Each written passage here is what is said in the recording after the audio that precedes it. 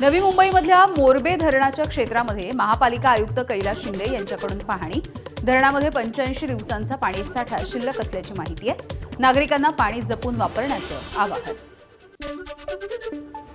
उल्हासनगरमध्ये ऐन उन्हाळ्यामध्ये लाखो लिटर पाण्याची नासाडी झाली आहे। शहाड पूर्व इथल्या उड्डाण पुलाजवळ पाईपलाईन फुटली आणि वाहतुकीची कोंडी झाली। महानगरपालिका पाईपलाईन दुरुस्तीच्या कामांकडे दुर्लक्ष करत असल्यामुळे स्थानिकांचा संताप होतोय।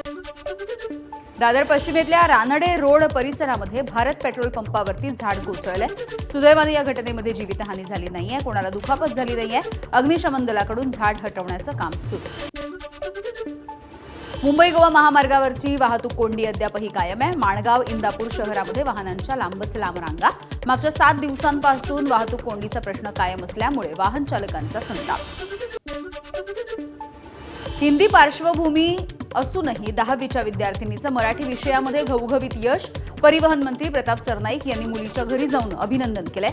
सपना कुमारीनं मराठी विषयामध्ये तब्बल 91 गुण मिळवले आणि यश संपादित केलं।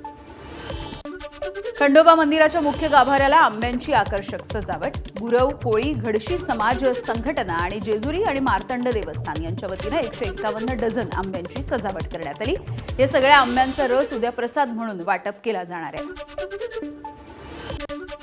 चेन्नई सुपर किंग्सच्या उर्विल पटेलला अवघ्या 13 चेंडूमध्ये झळकावलं अर्धशतक। लखनौ सुपर जायंट्सच्या 208 धावांचा पाठलाग करताना उर्विलची दमदार खेळी।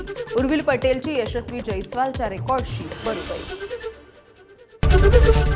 एबीपी माझा, उघडा डोळे बघा नीट।